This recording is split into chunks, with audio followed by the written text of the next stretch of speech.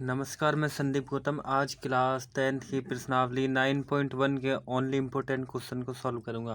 तो यहाँ पर जो प्रश्न नंबर 2 है इसको सॉल्व करूंगा, ठीक है, क्योंकि ये इम्पोर्टेंट है। उसके बाद 5 और 6 को, ठीक है, फिर बाद में बताएंगे कौन से करने हैं। तो पहली बात तो यह है कि भाई ये जो 9.1 प्रश्नावली है इसमें से बोर्ड एग्जाम में 100% आता है, मतलब कि एक जो है हर हाल में आएगा। और कितने अंकों में? यूपी बोर्ड में तो 6 अंकों में आता है। ओके, 6 अंकों में एक प्रश्न आता है लॉन्ग, मतलब इसके बेस पे ये जो प्रश्नावली है ना 9.1, इसके बेस पे या इनमें से जो मैं इम्पोर्टेंट क्वेश्चन लगा रहा हूँ, या तो इनमें से आ जाएगा कोई, या इनके जैसा एग्जाम्पल भी आ सकता है, या इसके टाइप का एक आता है 6 नंबर में लॉन्ग क्वेश्चन। ओके, तो 100% आता है, इस चीज़ का गारंटी है। तो प्रश्न नंबर 2 को सॉल्व करेंगे। इसमें लिखा आंधी आने से एक पेड़ टूट जाता है और टूटा हुआ भाग इस तरह मुड़ जाता है कि पेड़ का शिखर जमीन को छूने लगता है और इसके साथ 30 डिग्री का कोण बनाता है। पेड़ के पाद बिंदु की दूरी जहां पेड़ के शिखर जमीन को छूता है 8 मीटर है, तो पेड़ की ऊंचाई ज्ञात कीजिए। इस प्रश्न को करते हैं, ठीक है। तो प्रश्न में ये लिख रहा है कि भाई एक जो है पेड़ है, ठीक है, मतलब क्या रफली फिगर बना रहा हूँ क्योंकि चित्र के अनुसार ही इसे सॉल्व करते हैं, बिना चित्र के इसे आसानी से सॉल्व नहीं किया जा सकता। ओके, एक पेड़ है, ठीक है, मान लिया कि ये भाई एक पेड़ है और आंधी आने पे टूट जाता है। मतलब एक पेड़ होएगा, ठीक है, ऊपर को हम बना दे रहे हैं डॉट डॉट करके, और आंधी आई तो आंधी आने से टूट गया, मतलब यहाँ तक का पेड़ था, सही है, और आंधी आने से बीच से टूट गया, टूट के नीचे की तरफ आएगा। तो नीचे की तरफ जो आता है इस तरह हो जाएगी आकृति, कुछ सभी में इस तरह की बनेगी, 90 डिग्री का कोण बनता है। ओके, तो आंधी आने से एक पेड़ टूट जाता है, टूटा हुआ भाग इस प्रकार मुड़ जाता है कि पेड़ के शिखर जमीन को छूने लगता है। मतलब ये पेड़ है, सही है, तो पेड़ जो है टूट गया तो नीचे आएगा। अब जो ज़मीन को छू रहा है मतलब ये तो इसका तल होगा, जो ये खड़ा है सीधा पेड़, मतलब यहाँ तक का होएगा पेड़ पहले, है या नहीं?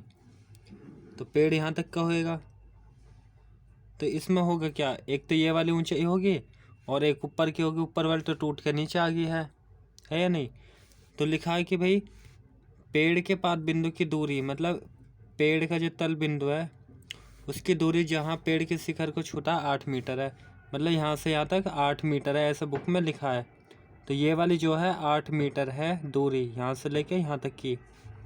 ओके, और जो कोण बनना है, कोण बनना है 30 डिग्री का, तो ये वाला जो एंगल बनना है यहाँ पे 30 डिग्री का बनना है। ये क्या होता है? उन्नयन कोण होता है। अभी हम बताते हैं कि उन्नयन कोण है ये जो है, ठीक है। अवनमन होता है जो यहाँ पे बनता है, ऊपर की तरफ बनता है, वो अवनमन कोण होता है। तो ये उन्नयन कोण है। तो 30 डिग्री कोण बनना है तो हमें जो है पेड़ की ऊंचाई बतानी है। संपूर्ण ऊंचाई क्या है? तो संपूर्ण ऊंचाई यही तो है कि एक तो ये वाली है, यहाँ से लेके यहाँ तक क्या रही है, हम इसको x मान सकते हैं या y मान सकते हैं, ठीक है। हम इसे y मान लेंगे और जो ऊपर की है ये वाली x हो सकती है, या ऊपर की टूट के नीचे ही तो आ गई ये वाली x।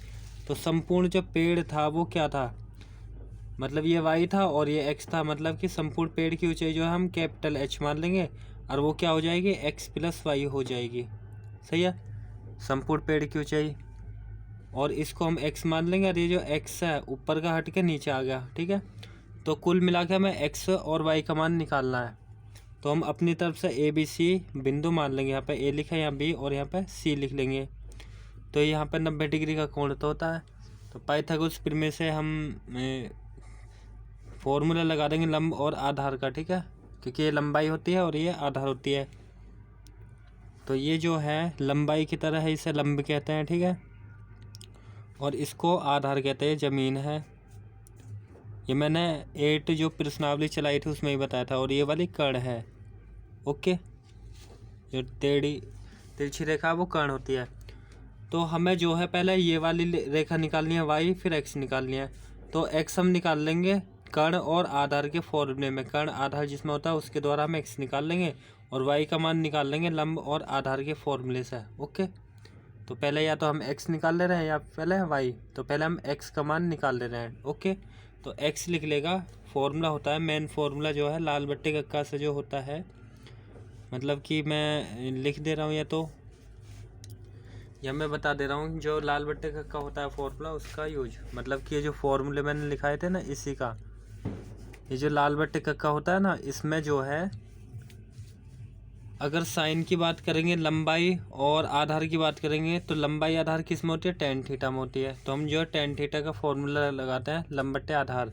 अगर कर्ण और आधार की बात होती है तो कर्ण आधार होता है किस में, या तो कॉस में होता है आधार बट्टे कर्ण, या कर्ण बट्टे आधार सेक में होता है। तो कॉस का फॉर्मूला आधार बट्टे कर्ण लगा लेते हैं, कब, जब कर्ण और आधार दी हो। ओके, तो यहाँ पर कर्ण और आधार का फॉर्मूला लगाएंगे क्योंकि हमें कर्ण निकालनी है। तो यहाँ लिख लेंगे, माना पेड़ की संपूर्ण ऊंचाई कैपिटल एच है, तो यहाँ मैंने लिख दी कि पेड़ की संपूर्ण ऊंचाई जो कैपिटल एच मान ली। अब जो है हम त्रिभुज ए बी सी में करेंगे सॉल्व, लिखेंगे त्रिभुज ए बी सी में। तो ए बी सी में जो है हम कर्ण और आधार का फॉर्मूला लगाएंगे।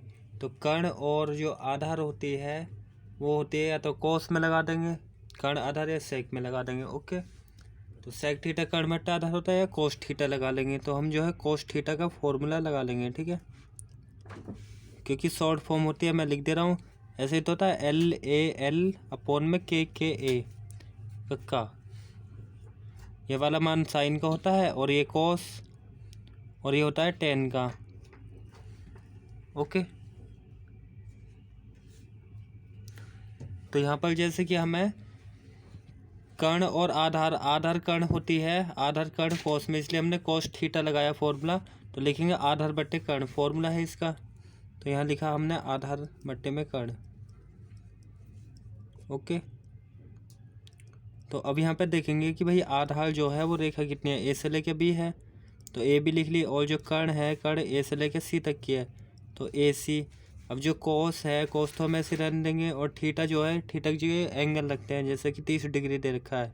ओके, और जो ए बी है, ए से लेके बी 8 है, और ए सी जो है वो एक्स मानी हमने, एक्स लिख सकते हैं, या नहीं मानेंगे तो ए सी भी लिख सकते हैं। ओके, अब कोस 30 है उसका मान रख लेंगे। तो कोस 30 का मान होता है √3/2, क्योंकि भाई इसका मान जो टेबल से रखते हैं, मैं बताऊंगा कैसे रखते हैं। अब यहाँ दिखाते हैं। तो ये जो टेबल होती है ना, इसमें सकते हैं, जैसे कोस है और 30 है, 30 में √3/2 है, तो कोस 30 का मान √3/2, इस टेबल का यूज करते हैं। तो यहाँ पर कोस 30 का मान √3/2 और 8/x है ही। अब क्रॉस मल्टीप्लाई कर लेंगे इसकी यहाँ पर और इसकी यहाँ, एक्स की जब रूट में करेंगे तो ये हो जाएगा x √3 या √3x लिख सकते हैं।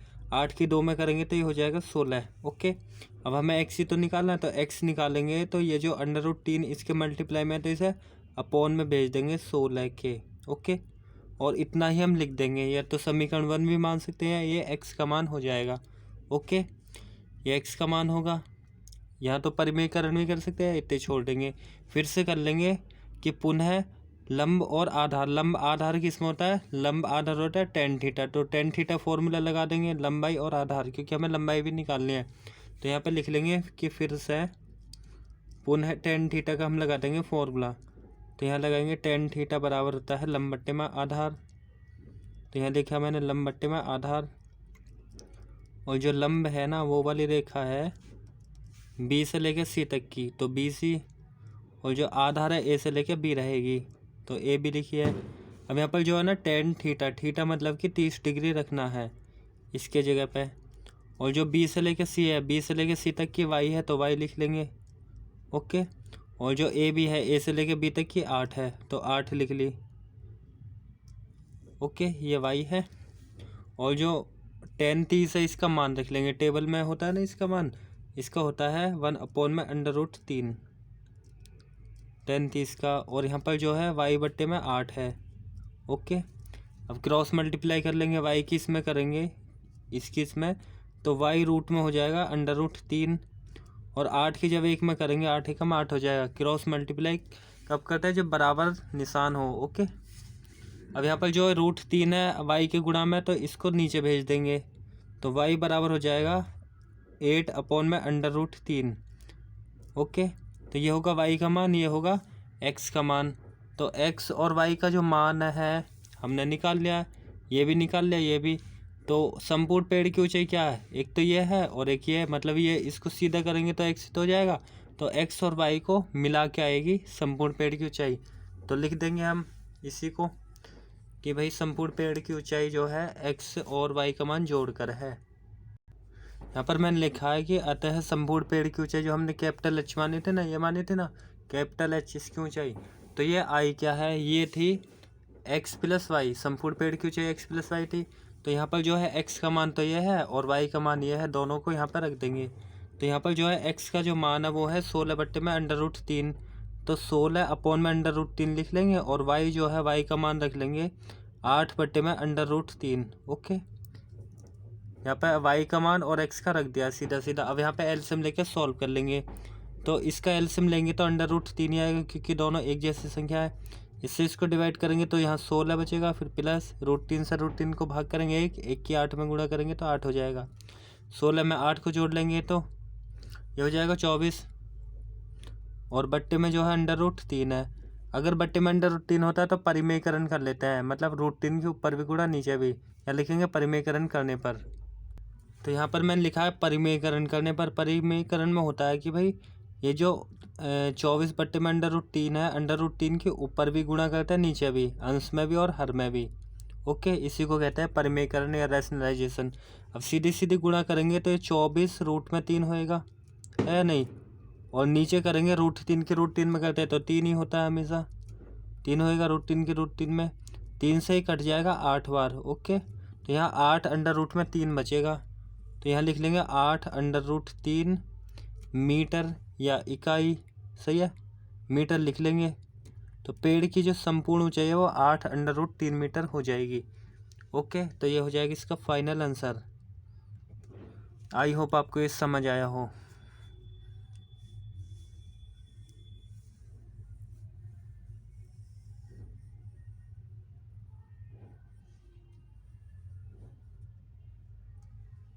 अब नेक्स्ट प्रश्न को सॉल्व करेंगे।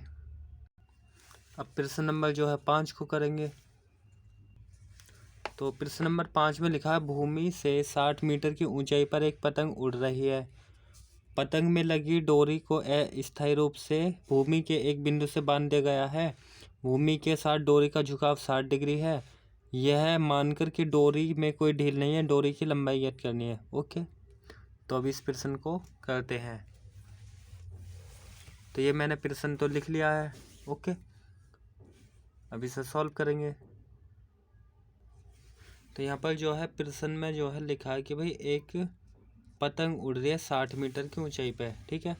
तो इसका चित्र बना दे रहा हूँ मैं, रफली ही है। ओके, आप एग्जाम में करोगे तो चित्र बनाना पड़ेगा आपको। ओके, तो ये जो पतंग उड़ रही है ये 60 मीटर की ऊंचाई पर उड़ रही है। ओके, तो 60 मीटर की ऊंचाई पर पतंग उड़ रही है। पतंग के इधर ज़मीन तो होगी, या तो इधर की तरफ या इधर की तरफ, ठीक है। हमने ऐसे ज़मीन बना ली। ओके, तो इसका जो कोण बनना है ये लिखा 60 मीटर है, इस तरह। ये जो पतंग है ऊपर, यहाँ पतंग होएगी, ठीक है, इस तरह ये पतंग उड़ रही है। तो यहाँ पर जो कोण बनना है ना, मतलब ऊपर पतंग का यहाँ से, वो जो है 60 डिग्री का झुकाव है, डोरी का 60 डिग्री का झुकाव है। इस तरह डोरी तो ऐसे ही होएगी क्योंकि भाई पतंग की जो ऊंचाई है वो 60 मीटर है या नहीं। ये 60 मीटर है यहाँ से लेके यहाँ तक की।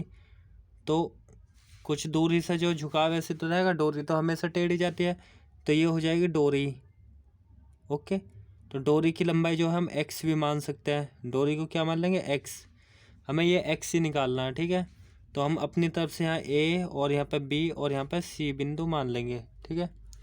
तो अब जो है हमें डोरी की लंबाई बतानी है, तो डोरी की लंबाई जो है हम एक्स मान लेंगे। तो डोरी ये टेढ़ी होती है ना, इसलिए हम इसको निकालेंगे।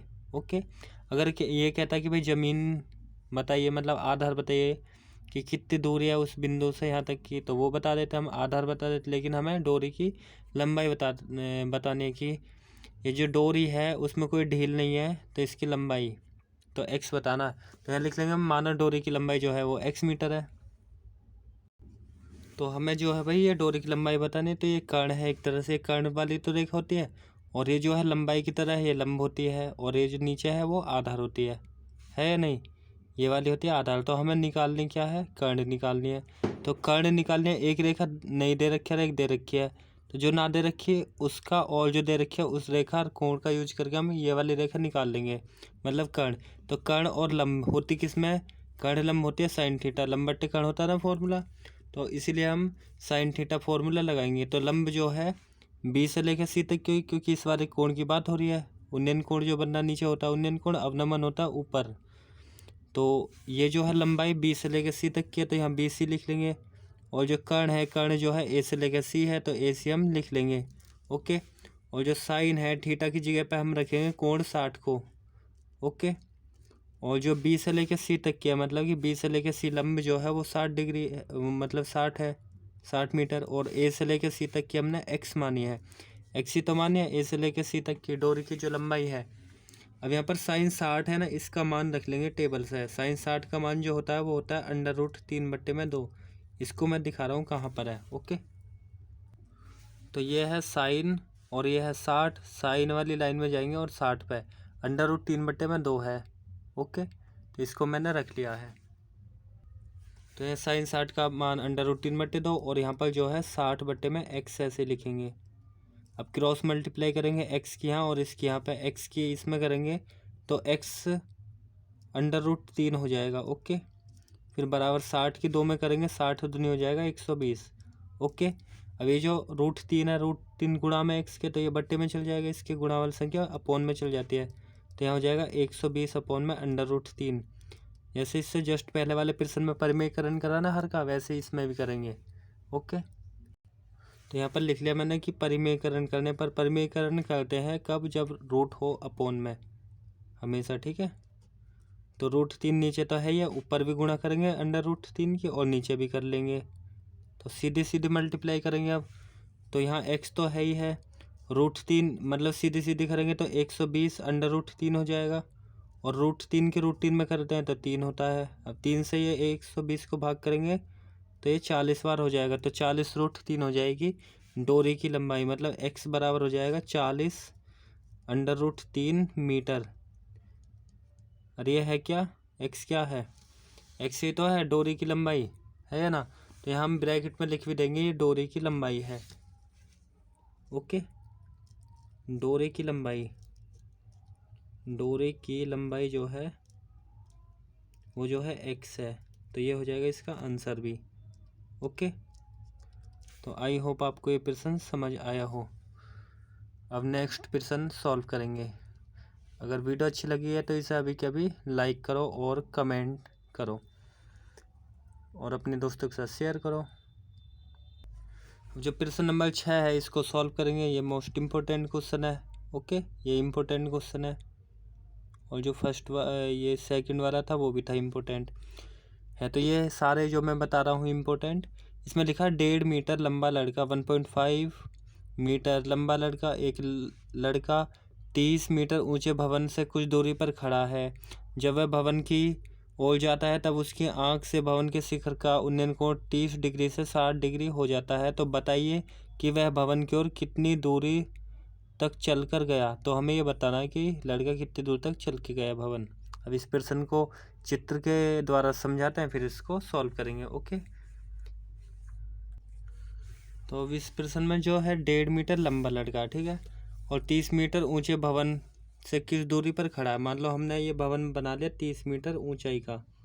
ओके। और कुछ दूरी पर लड़का खड़ा है, ठीक है, मतलब कि कुछ दूरी होगी। लिखा कुछ दूरी पे ये लड़का खड़ा है, ठीक है, इस तरह ये लड़का खड़ा है, ये क्या है? भवन है। ओके। भवन जो है वो 30 मीटर ऊंचाई का है, यहाँ से लेके यहाँ तक का, इसकी जो ऊंचाई है वो 30 मीटर है, इस तरह बुक में लिखा हुआ है। ओके। तो हम चित्र को बनाएंगे, इस तरह आप भी बनाना फिर। तो इसमें लिखा 1.5 मीटर लंबा लड़का है, ठीक है, और 30 मीटर ऊंचा भवन है, इससे कुछ दूरी पर खड़ा है। जब वह भवन की ओर जाता है, मतलब इधर है, और वो भवन की ओर जा रहा है, मतलब इस तरह है, यहाँ पर है कहीं, ठीक है। और जब वो भवन की ओर जाता है ये लिखा ना, जब वह भवन की ओर जाता है तो उसकी आंख से भवन के शिखर का उन्नयन कोण 30 से 60 हो जाता है। मतलब लड़का भी हम बना ले रहे हैं, ठीक है। लड़का जो है इतना होएगा 1.5 मीटर, ठीक है। यहाँ पे हमने ये लड़का बना लिया, ठीक है। मतलब इस तरह मैं समझाने के लिए बना रहा हूँ, ठीक है। ओके, ये जो लड़का है, तो लड़का जो है 1.5 मीटर लंबा है। मतलब ये जो लंबाई है इसकी वो है 1.5 मीटर। यहाँ से लेके यहाँ तक की जो लंबाई है वो 1.5 मीटर, 1.5 है या नहीं। और मतलब भी ये भी इतनी रहेगी, 1.5 ही तो रहेगी, 1.5 मीटर है या नहीं। तो यहाँ से कोण बनना है इसकी आँख से, मतलब यहाँ से जब वह भवन की ओर जाता है, मतलब इधर की तरफ जाता है, तो इसमें लिखा है प्रश्न में कि 30 डिग्री 60 डिग्री हो जाता है। मतलब पहले जो भवन के शिखर का जो कोण बनना था इस तरह, पहले तो 30 डिग्री था, 30 था ना, फिर लिखा 30 से 60 हो जाता है। मतलब यहाँ तो 30 था शुरू में और यहाँ 60 हो जाता है कुछ दूरी पर चलने पर, इस तरह। ओके, तो ये जो 60 डिग्री हो जाता है। मैं रफली चित्र बना रहा हूँ लेकिन आपको भी इस तरह बनाना है। ओके, तो 30 डिग्री 60 हो जाता है। अब ये क्या रखा है कि बताइए कि वह भवन की ओर कितनी दूरी तक चल कर गया। अब भवन की इधर है, इधर ही तो है भवन, तो लड़का यहाँ पे खड़ा था, इसकी आँख से कोण बनना मतलब ऊपर से, तो नीचे वाली दूरी की ज़रूरत है ना, ये वाली 30 है, तो हमें इतनी की ज़रूरत पड़ेगी यहाँ से लेके ये जो ऊपर की है या नहीं। ये जो यहाँ से लेके यहाँ तक की दूरी है इसकी तो ज़रूरत पड़ेगी। तो ये वाली कितनी होगी, 30 में से हम 1.5 को घटा देंगे, घटाएंगे ना, तो 28.5 हो जाएगी, है या नहीं। मतलब 28.5 हो जाएगी, 28.5 मीटर। क्योंकि भाई नीचे से थोड़ा ना बनना कोण, कोण तो इसकी आँख से बनना है लड़के की, मतलब यहाँ से, है या नहीं। तो इसीलिए जो है 28.5 लेंगे, पूरी जो लंबाई है वो इस लेंगे। अब जब यहाँ से यहाँ तक गया है लड़का तो इसको हम x मान लेंगे, ठीक है, कि यहाँ तक लड़के द्वारा जो तय दूरी है वो x है, और इस वाली को मान लेंगे हम y। ओके, यहाँ से लेके यहाँ तक की। ओके, अब वैसे चित्र तो बन गया। पूरी की बात करें यहाँ से लेके यहाँ तक की कितनी होगी, हो जाएगी इस और इसे मिलाकर x + y। क्यों हमने ऐसा लिखा, क्योंकि हमें पूरे की ज़रूरत पड़ेगी, क्योंकि इसमें 2 ट्रायंगल बनने हैं। एक तो ये वाला, यहाँ से ये बड़ा वाला, और एक ये छोटा 90 डिग्री वाला जो कोण होता है उसी को सॉल्व करते हैं। एक तो इतना 60 डिग्री का, एक 30 डिग्री वाला, तो इन दोनों को हम सॉल्व करेंगे फिर। ओके, तो यहाँ हम अपनी तरफ से ए लिख लिया यहाँ पे, और यहाँ पर जो बिंदु है इसे बी लिख लिया, इसे सी लिखा है, और यहाँ पर हम डी लिख लेंगे। ओके, ये जो बिंदु है इसे डी लिख लिया। तो हम लिखेंगे कि भाई माना लड़का जो है भवन की ओर x मीटर चल कर गया, x ही तो मानिए यहाँ से यहाँ, तो इसको हम लिख लेते हैं। तो मैंने यहाँ पर जो है लड़का की जो दूरी है, लड़का भवन की ओर x मीटर चल कर गया, ऐसा लिख ली, या ऐसे लिख सकते हैं लड़के द्वारा तय दूरी बराबर x मीटर। ओके, तो यहाँ से यहाँ तक की हमें दूरी निकालनी है। तो इसमें 2 त्रिभुज बनने हैं, तो या तो मैं इधर रफली बता दे रहा हूँ कि भाई कौन कौन से बनने हैं, किनको सॉल्व करेंगे। एक तो इस टाइप का बनना है, सही है, ये रफली बता रहा हूँ। एक तो ये 30 डिग्री के कोण का बनना है। ओके, मतलब यहाँ पर जो है बात करें तो ये ए है बिंदु, और यहाँ पर था बी, और यहाँ पर सी था। इसे इसलिए बना रहा हूँ जिससे कि आपको और अच्छे से समझ जाए। और जो लंबाई रहेगी, लंबी तो है 28.5 रहेगी। और जो आधार की बात करेंगे, आधार कितना रहेगा, ए बी सी वाले के लिए ए बी सी, तो यहाँ से लेके यहाँ तक की रहेगी आधार, मतलब सारी सारी मतलब एक्स और वाई को प्लस करके, तो ये रहेगी x + y। तो लंबाई तो ये और आधार हो जाएगी ये वाली क्या लंबाई, और ये वाली होती है आधार, है या नहीं। x + y क्यों लिए, मान लो ये 5 होती है और ये 2 होती, तो पूरी कितनी होती, 7 होती ना, 5 + 2। इस तरह x और y को जोड़ ना सकते तो x + y ही तो लिखेंगे। और ये वाली कर्ण होती है, तो कर्ण का तो हमें यूज करना ही नहीं, तो हम लंब और आधार वाले फॉर्मूले से एक बार इस त्रिभुज को करेंगे सॉल्व। एक बार कुछ इस तरह है, ऐसा है ना, ये 60 डिग्री का। तो यहाँ जो है बिंदु बी है, और यहाँ पर सी है, और यहाँ पर था डी। तो लंब जो है वो 28.5 थी, ये लंबी तो है, और ये जो है आधार है, आधार मतलब कि वाई, ये आधार है, और इधर जो है ये कर्ण होती है, तो कुल मिला के हम एक बार इस त्रिभुज को सॉल्व करेंगे, एक बार इस वाले को करेंगे जो ये बनाया मैंने। आपको सेम टू सेम ऐसे ही बनाना है, 6 नंबर में आएगा अगर ये इस तरह का आएगा। लॉन्ग क्वेश्चन है ये। ओके, तो दोनों त्रिभुजों को सॉल्व करेंगे, एक तो ABC या DBC, कोई सा भी कर सकते हैं पहले। तो हम जो है या तो ABC वाले को कर ले रहे हैं, ओके, या DBC वाले को कर ले रहे हैं, ओके। तो यहाँ BCD वाले त्रिभुज को सॉल्व कर ले रहे हैं पहले, ओके। तो यहाँ लिख लिया मैंने कि त्रिभुज BCD से या DBC से या BDC से, तो यहाँ लिख ले रहा हूँ मैं, ओके। तो यहाँ लिख लेंगे त्रिभुज BCD, और इसको भी हम अपनी तरफ से नाम दे सकते हैं, जैसे ABCD, यहाँ EF भी लिख सकते हैं, ठीक है। E लिख लिया, ये F लिख लिया। क्यों लिखा? क्योंकि भाई हम जो है ये वाली रेखा भी लिखनी है, तो हम जो है भवन जो है पूरा था लंबा, लड़के के आंख से कोण बनना, तो नीचे वाली को हटाएंगे, मतलब C से लेकर B तक की या B से लेकर C तक की लिख देंगे सारी में से, मतलब F से लेकर C माइनस कर देंगे B से लेकर F तक की, तब आएगी। तो यहाँ लिख ले रहे हैं पहले इसी बात को कि भाई जो रेखा है कि भाई B से लेकर C तक की जो लंबाई है कि B से लेकर C, मतलब यहाँ से लेकर यहाँ तक की कितनी होएगी, BC हो जाएगी सारी में से, मतलब B से लेकर ये F से लेकर C F में से घटा देंगे हम नीचे वाली को B से लेकर F तक की, तभी तो आएगी CF, मतलब BC। तो CF कितनी है? CF जो है वो 30 है, C ये है और F ये है, यहाँ से लेके यहाँ तक की 30 है ना, तो 30 और माइनस B से लेके C तक की, वो B से लेके F तक की लिखनी है, यहाँ F लिख लेंगे, ठीक है। तो B से लेके F तक की कितनी हो जाएगी? 1.5। तो इसको घटाएंगे तो ये हो जाएगी 28.5 मीटर, ओके। इतनी लंबाई हो जाएगी, मतलब B से लेके C तक की। जब BC यूज करेंगे ना, इसका यूज करेंगे। अब हम त्रिभुज BDC को सॉल्व कर ले रहे हैं BCD में। यहाँ लिखेंगे त्रिभुज BCD में कोई से भी त्रिभुज को सॉल्व कर सकते हैं, या तो 60 डिग्री वाला या 30 डिग्री वाला, ओके। तो 60 डिग्री का करा पहले BCD, इसमें है क्या? लंबाई है और आधार, हमें आधार निकालना है, तो लंबाई आधार का फॉर्मूला लगा देंगे। तो लंबाई आधार होता है किसमें? tan थीटा होता है, लंब बट्टे आधार होता है ना, तो यहाँ लिखेंगे tan थीटा फॉर्मूला कि भाई tan थीटा बराबर होएगा लंबाई बट्टे आधार। तो यहाँ लिखा मैंने लंब बट्टे में आधार, ओके। तो ये मैंने लिखा लंब जो है B से लेके C रहेगी, यही तो रहेगी B से लेके C तक की, तो यहाँ लिख ली मैंने B से लेके C, और जो आधार है, आधार क्या रहेगी? आधार यही तो रहेगी DBC या BCD वाला त्रिभुज है, तो D से लेके B तक की रहेगी आधार, मतलब कि BD। तो B और D लिख लेंगे यहाँ पर, ओके। वह tan थीटा की जगह पर रखेंगे, कितना रखेंगे कोण? 60 डिग्री रखेंगे, क्योंकि भाई इस वाले कोण को ही तो कर रहे हैं, ये इधर वाला जो है, तो 60 डिग्री रखेंगे यहाँ पर। और जो B से लेके C है, B से लेके C तक की कितनी है? 28.5, यहाँ भी लिख दिया BC जो 28.5 है, तो 28.5 लिखेंगे, 28.5। और B से लेकर D कितनी है? Y है, यहाँ भी लिख के दिखाया मैंने, ओके। तो Y tan 60 जो इसका मान रख देंगे टेबल से। अभी मैं दिखाता हूँ tan 60 का मान √3 होता है, वैसे मैं आपको टेबल से दिखा दे रहा हूँ, ओके।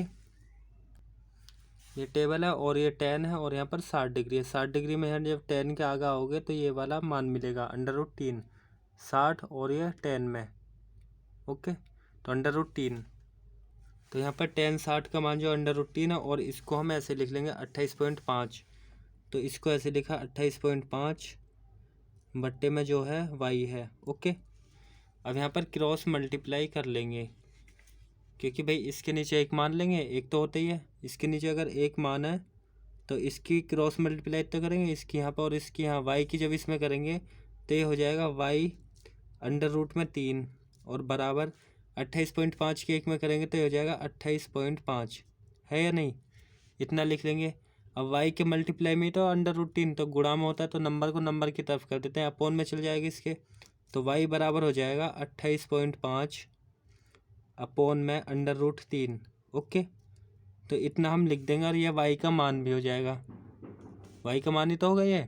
अब हमें X का मान और निकालना है ये, क्योंकि यहाँ से ये तो गया लड़का चल के, तो x निकालना है हमें। तो इसको समीकरण 1 भी मान लो, मानना चाहो ना मानना चाहो मत मानो, y का मान है सीधा। एक त्रिभुज हमने सॉल्व करा ये वाला 60 डिग्री का, मतलब कि इधर वाला। अब 30 डिग्री करेंगे, मतलब कि सी ए और बी वाला, मतलब कि बी ए सी वाले त्रिभुज या ए बी सी वाले को सॉल्व करेंगे पुनः। तो लिखेंगे पुनः त्रिभुज ए बी सी में। तो यहाँ पर मैंने लिख दिया पुनः त्रिभुज जो है हम कर लेंगे ए बी सी वाले को ए बी सी से। और इसमें क्या करेंगे, लंबाई और आधार का फॉर्मूला लगाएंगे, यही तो ए बी सी वाला लंबाई और आधार। तो लंबाई होता है टेन में तो होता है टेन थीटा बराबर लंब बट्टे में आधार होता है, लंब बट्टे में आधार, ये फॉर्मूला होता है। अब लंब जो है, लंब देखना बी से लेकर सी तक की रहेगी। ओके, यहाँ बी से लेकर सी तो है, और जो आधार है आधार ए से लेकर बी रहेगी। तो ए से लेकर बी में क्या होगा, एक्स प्लस वाई होगा। ए से ले बी एक्स प्लस वाई तो है, तो यहाँ पर जो है पहले हम ए से लेकर बी लिखेंगे ए बी। ओके, अब इसके नीचे वाली लाइन में लिख लेंगे इन मानों को। तो यहाँ टेन तो ऐसे ही रहने देंगे, ठीक है। और जो थीटा है, थीटा कितना रखेंगे, 30 डिग्री, यही वाला तो रखेंगे 30 डिग्री का कोण जो है, क्योंकि भाई ए बी सी वाले त्रिभुज को कर रहे हैं, बड़े वाले को 30 डिग्री। और लंबाई जो 28.5 रहेगी यहाँ से यहाँ तक की, तो यहाँ जो हम 28.5 लिखेंगे, 28.5 बी से लेके सी, और ए बी ए से लेके बी एक्स प्लस वाई रहेगी, ठीक है, ये वाली यही तो रहेगी। तो यहाँ पे लिख लेंगे एक्स प्लस वाई, इसके अपोन में एक्स प्लस वाई। ओके, अब 10-30 का मान रख लेंगे और इसे फिर सॉल्व कर लेंगे। तो इसे सॉल्व करेंगे, 10-30 का मान रखेंगे। 10-30 का जो मान होता है वो होता है 1/√3। ओके, और यहाँ पर जो है 28.5 है ही है, और इसके अपोन में जो है एक्स प्लस वाई भी है। ओके, 10-30 का मान रख लिया है, और जी 28.5 है, इसके अपोन में ये भी ऐसे लिखा है। तो अभी से हम सॉल्व कर लेंगे। ओके, अब यहाँ पर जो हम क्रॉस मल्टीप्लाई कर देंगे एक्स प्लस वाई के एक में करेंगे तो एक्स प्लस वाई तो होएगा एक्स प्लस वाई, और जब 28.5 की इसमें करेंगे तो 28.5 अंडर रूट में हो जाएगा 3, है या नहीं। अब जो वाई को हम एक तरफ कर देंगे क्योंकि हमें तो एक्स ही निकालना है या नहीं। तो यहाँ पर लिख लेंगे एक्स बराबर, ये तो ऐसे रहेंगे, रहने देंगे 28.5 अंडर रूट में 3, और ये जो वाई है वाई प्लस का इधर लाएंगे तो माइनस की तो हो जाएगा, ये होगा माइनस का। अब वाई जो है उसका मान रख लेंगे, तो एक्स बराबर 28.5 तो हम ऐसे रखेंगे 28.5 अंडर रूट में 3, और जो वाई है वाई का जो मान है वाई का हम मान रख लेंगे, वाई का जो मान है यही तो है 28.5 बट्टे में अंडर रूट 3, तो इसका मान ये वाला हम रख लेंगे। ओके, तो यहाँ पर जो हम लिख ले रहे हैं कि वाई का मान, तो ये जो वाई है ना इस वाले वाई का, वाई बराबर 28.5 बट्टे में √3 को रख लेंगे इस वाले वाई की जगह पर। ओके, ये जो वाई है ना इस वाले वाई की जगह पर रख लेंगे इस वाले मान को। तो यहाँ रखेंगे 28.5 अपोन में अंडर रूट 3 है। ओके, ये वाई का मान रख दिया। तो यहाँ पर लिख सकते हो ब्रैकेट में कि वाई का मान रखने पर, वाई का मान समीकरण 1 से रखने पर, ओके, हमने समीकरण भी मान ली थी उसे, तो यहाँ लिख देंगे वाई का मान समीकरण 1 से रख दिया, ठीक है। अब यहाँ पर जो है 28.5 जो है यहाँ भी है और यहाँ भी है, अभी से हम सॉल्व करेंगे। तो हम जो है इन दोनों से कॉमन कर लेंगे, 28.5 यहाँ भी है और इधर भी है ना, इतने में 28.5 ये रहा और इधर भी है, तो हम 28.5 को कर लेंगे कॉमन। ओके, तो कॉमन करेंगे यहाँ पर, यही तो बचेगा अंडर रूट 3, तो यहाँ बचा अंडर रूट 3, और माइनस ये बाहर निकलेगा तो 1 बचेगा, क्योंकि भाई सबके मल्टीप्लाई में 1 होता है नहीं, इसके गुणा में भी 1 है ना, तो ये बाहर निकला तो 1 ही तो बचा, नीचे √3 बचा। अब इसे हम एलसीएम लेकर सॉल्व कर लेंगे। तो यहाँ पर जो है ये एक्स तो है ही, ओके, और यहाँ पर 28.5 भी है, कॉमन करना तो आपको आता ही होगा। 28.5 यहाँ भी है, यहाँ भी, यहाँ, तो इसे कॉमन √3 बचे यहाँ, फिर माइनस ये बाहर आया तो 1 बचा ऊपर, और नीचे बचा √3, माइनस तो बचे ही है। ओके, अब यहाँ एलसीएम लेंगे तो √3 हो जाएगा, एलसीएम √3 होएगा। √3 के ऊपर एक √3 में गुणा करेंगे तो 3 हो जाएगा। फिर माइनस इससे इसको डिवाइड करेंगे तो 1 की 1 में मल्टीप्लाई करेंगे तो 1 हो जाएगा। या ऐसा आप इसके नीचे एक मान लेते, एक मानते तो √3 ही आता है एलसीएम। एक से जब √3 को भाग करते तो √3 आता, √3 के √3 में गुणा करते तो 3 होता है। जैसे √3 की √3 में गुणा करते हैं तो 3 होता है। ओके, इसलिए जो हमने 3 लिखा है। इसके ऊपर गुणा करेंगे 3, फिर ये माइनस √3 से √3 को भाग 1, 1 के ऊपर 1 में गुणा 1। अब इसे हम सॉल्व करेंगे तो ये हो जाएगा x बराबर 28.5 तो है ही है, तो 28.5 लिखा है। और यहाँ पर जो है 3 में से 1 को घटाएंगे 2 बचेगा, और नीचे जो है √3 है। ओके, अब यहाँ पर जो है इसकी मल्टीप्लाई कर लेंगे, सीधी सीधी मल्टीप्लाई करेंगे तो ये x बराबर 28.5, यार उसकी 2 में करेंगे तो ये 28 दूनी 56, 57 हो जाएगा, है नहीं, 28.5 दूनी 57 हो जाएगा। और नीचे कितना बचेगा, √3 बचेगा। इसका इसमें पहाड़ पड़ोगे तो 57 आ जाएगा। ओके, तो अब यहाँ पे जो है परिमेयकरण कर देंगे, नीचे √3 है तो यहाँ पर लिख दिया मैंने परिमेयकरण करने पर, तो x बराबर ऐसे तो होगा 57 अपॉन में √3, और इसकी जो हम ऊपर भी गुणा करेंगे √3 की, और नीचे भी करते हैं, दोनों में करते हैं ना। अब यहाँ पर जो है फिर हो जाएगा x बराबर सीधी सीधी गुणा करेंगे तो ये हो जाएगा 57 √3, और जब √3 के √3 में करेंगे तो 3 होगा। यहाँ भी तो बताया √3 के √3 में 3, और 3 से इसको भाग कर लेंगे तो ये 19 बार डिवाइड हो जाएगा। ओके, तो यहाँ पर बचेगा x बराबर 19, और रूट में बचा ऊपर 3।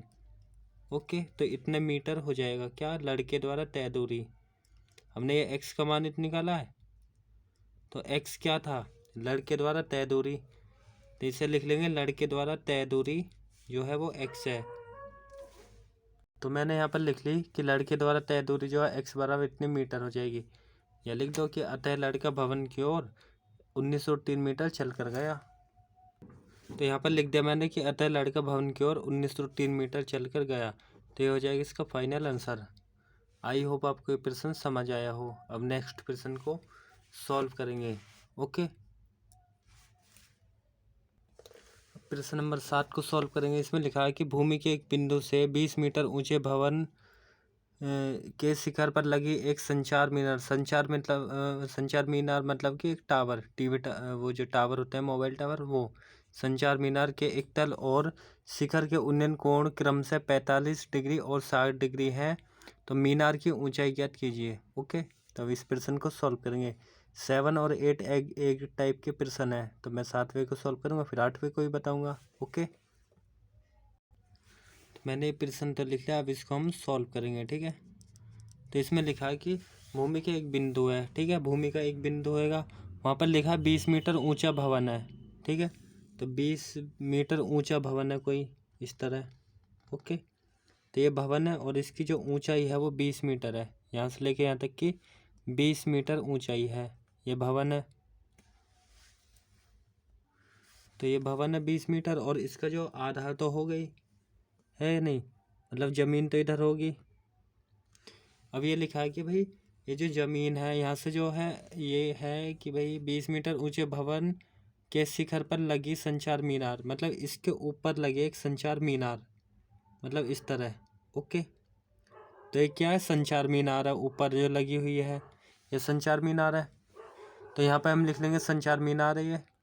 तो ये संचार मीनार है, ये भवन के ऊपर, ये भवन है। ठीक है, भवन की जो ऊंचाई है वो 20 मीटर है, लिखा ना कि एक बिंदु, भूमि का कोई बिंदु है, ठीक है यहाँ पे, और इस बिंदु से भवन के जो भवन है 20 मीटर ऊंचा, भवन के शिखर पर लगी संचार मीनार, इसके तल, संचार मीनार का तल ये होगा, तल और शिखर के उन्नयन कोण, तल तो ये, शिखर ये, उन्नयन कोण क्रम से 45 और 60 है, मतलब यहाँ तक का जो कोण है वो तो जा रहा है 45 डिग्री, ऐसे लिखा है बुक में कि क्रम से तो 45 डिग्री है, और जो शिखर है मतलब यहाँ तक का जो कोण है इस तरह का वो है 60 डिग्री, मतलब ये जो कोण है ये वाला बनना है 60 डिग्री का, ऐसा बुक में लिखा हुआ है। ओके, तो तो ये जो कोण बनना 60 डिग्री का बनना, तो हमें संचार मीनार है, मीनार की ऊंचाई ज्ञात करनी है, मतलब कि ये वाली जो मीनार है इसकी हमें ऊंचाई निकालनी है। ओके,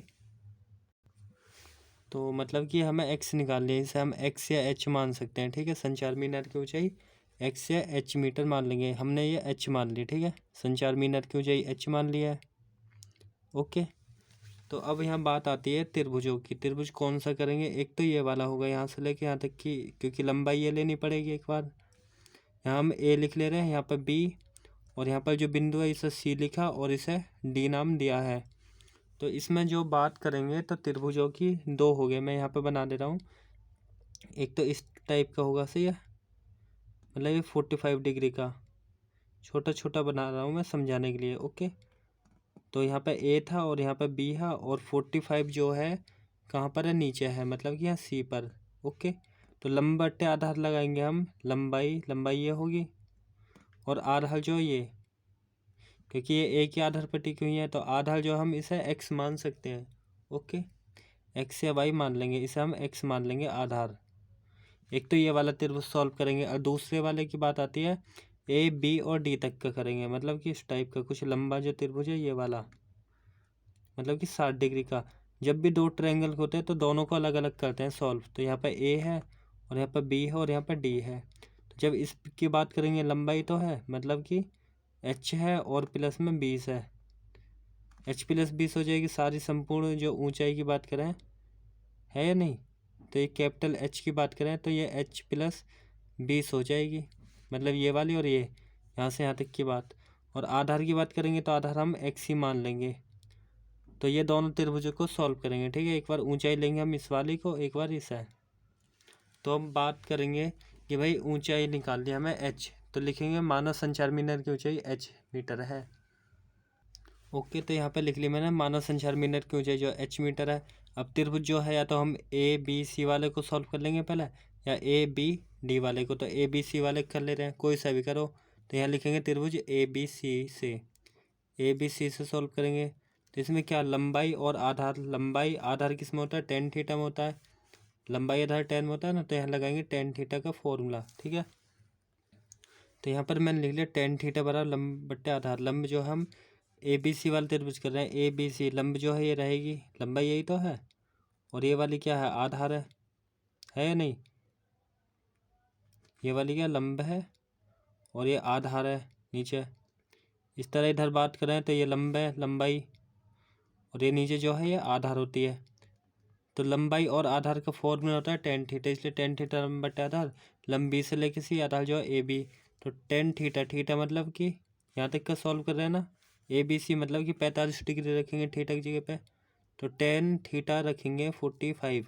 ओके, और बी से लेके सी, बी से लेके सी कितनी है, 20 है, और अपोन में ए बी हमने क्या मानी है, एक्स मान लेंगे इसको। ठीक है, आधार जो हम एक्स मान लेंगे, तो ये एक्स मानी, या एक्स ना मानो तो ए बी भी लिख सकते हो। ओके, 10 45 का मान जो होता है टेबल में वो होता है 1। ओके, मैं दिखा दे रहा हूँ, यह है 10 और ये 45, 10 45 का मान 1 है। ओके, 10 और ये 45 में 1, तो इसलिए मैंने एक रखा है। ओके, तो यहाँ पर जो 10 45 का मान 1 और यहाँ 20 बट्टे में एक्स। अब क्रॉस मल्टीप्लाई कर लेंगे, इस एक के नीचे एक मान के, एक्स की एक में करेंगे तो एक्स ही आएगा, और 20 की जब एक में मल्टीप्लाई करेंगे तो 20 आ जाएगा। ठीक है, ये आगा एक्स का मान। लेकिन हमें एक्स का थोड़ा ना निकालना, हमें तो ये निकालना है एच का। तो ये तो हमने निकाल लिया 20, हमें जो एच और निकालनी है। तो एच निकालने के लिए फिर से करेंगे ए बी डी वाले त्रिभुज को, मतलब कि इस वाले को 60 डिग्री कोण को। ओके, तो लिख लेंगे पुनः त्रिभुज ए बी डी से। तो अब इसके बाद फिर से कर लेंगे ए बी डी वाले त्रिभुज को। तो ए बी डी त्रिभुज में टेन थीटा लगाएंगे, लंबाई बट्टे आधार, ये वाला ही तो लंबाई मतलब बी से लेकर डी, तो बी डी, और आधार जो ए बी रहेगा ए बी, और टेन थीटा, थीटा मतलब 60 ही तो रखेंगे ये वाले त्रिभुज के लिए, 60, और बी से लेकर डी, बी से लेकर डी तक की क्या, एच प्लस 20। तो यह एच प्लस 20 या 20 प्लस एच लिख लेंगे। और जो आधार है, आधार ए से लेके बी तो है, तो ए से लेके बी क्या मानी थी, एक्स थी, तो एक्स लिख लेंगे। ओके, अब यहाँ पर जो है 10 60 का मान रख लेंगे। तो अब इसका मान रख लेंगे 10 60 का जो मान होता है टेबल में √3 होता है। आपको अब तो आपको देखना होगा, तो ये टेबल से रखा है। ओके, और यहाँ पर एच प्लस 20 इसी तरह लिखेंगे, और अपॉन में जो है x है। अब क्रॉस मल्टीप्लाई कर लेंगे, इसके नीचे हम एक मान के h प्लस 20 के एक में करेंगे तो h प्लस 20 ही होएगा, है या नहीं। और जब x की रूट 3 में करेंगे तो x अंडर रूट में 3 लिख लेंगे, या अंडर रूट 3 x लिख लो, बात एक है। ओके, अब ये जो है h तो हमें निकालना है, तो h बराबर h को हमें अकेला रखना पड़ेगा। ये जो 20 है 20 को हम दूसरी तरफ कर देंगे, तो यहाँ पर x बचेगा, अंडर रूट में 3 है और ये माइनस का हो जाएगा 20, क्योंकि प्लस का है तो इधर जाएगा माइनस ही तो होता है, पक्षांतर करते हैं। और यहाँ जो h बराबर हमें x का मान और रख देना, ये जो x है ना इसका मान निकाल भी लिया हमने, 20 ही तो आया है, तो इसका मान जो हम 20 रख लेंगे, अंडर रूट में 3 है ही है और माइनस का 20 है। अभी मैं दिखाता हूँ कहाँ पर है x का मान। ओके, तो यहाँ लिख देंगे x का मान रखने पर, तो यहाँ पर मैंने लिख दिया x का मान रख दिया, x की जगह पे 20 रखा, अंडर रूट 3 है ही और ये 20 है ही। ओके, अब जो है यहाँ पे कॉमन हम कर सकते हैं, h बराबर 20 यहाँ भी तो 20 को हमने बाहर निकाला है, 20 यहाँ भी है तो यहाँ अंडर रूट 3 ही तो बचेगा, और ये माइनस 20 के गुणा में एक तो रहता है, ये सबके गुणा में एक है, यहाँ एक है तो ये 20 बाहर निकला, एक ही तो बचता, एक बचा, तो इतने मीटर हो जाएगी ऊंचाई जो है।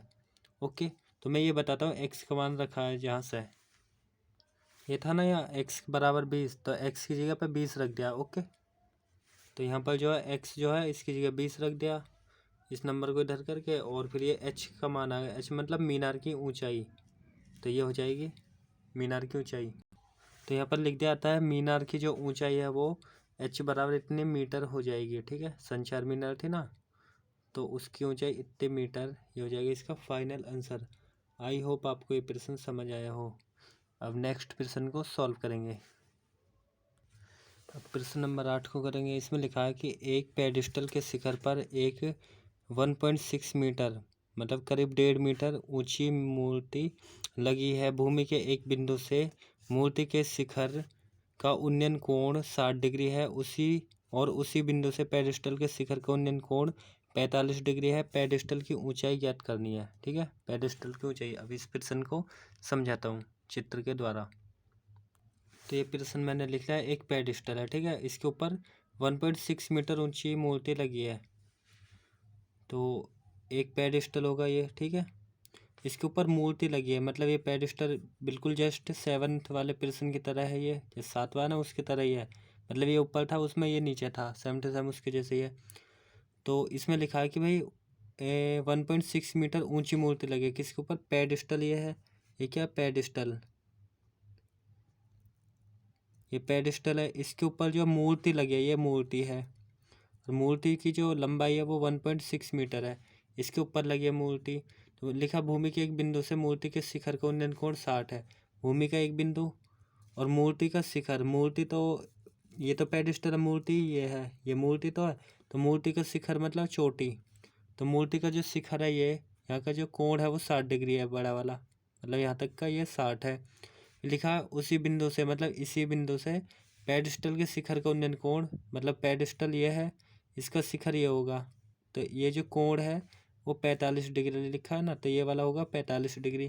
पेडिस्टल की ऊंचाई ज्ञात कीजिए, मतलब पेडिस्टल की ऊंचाई मतलब एच निकालनी है, ये मैंने एच मान ली और ये वाली एक्स मान ली। और संपूर्ण की बात करें यहाँ से लेके यहाँ तक क्या होगी, एच प्लस 1.6 कह लो या 1.6 प्लस एच, सही है, या तो इसे पहले लिखो इसे बाद में, कोई फर्क नहीं पड़ने का। तो मैंने लिख लिया, माना पेडिस्टल की ऊंचाई जो है एच मीटर मान ली, मतलब ये वाली एच। तो अब 2 त्रिभुज बनना है, ए बी सी वाला और एक ए बी डी, मतलब ए बी सी वाला और एक ए बी और डी तक का कोई सा त्रिभुज सॉल्व कर लो। तो ए बी सी वाले को सॉल्व कर ले रहा हूँ मैं, तो ए बी सी लिखा, टेन थीटा लगाएंगे, क्यों, क्योंकि लंबाई और आधार, लंबाई आधार जिसमें होते हैं वो एक रेखा दे रखी है लंबाई और एक निकाल लिया, तो लंबाई आधार होता है टेन थीटा। लंब जो है बी सी है, बी से लेकर सी, और आधार जो है ए बी है, तो ए बी लिख ली। अब यहाँ पर टेन थीटा का मान रख लेंगे, थीटा जो है, थीटा मतलब कि 45 है, 45 तो इस वाले त्रिभुज में है, तो 45।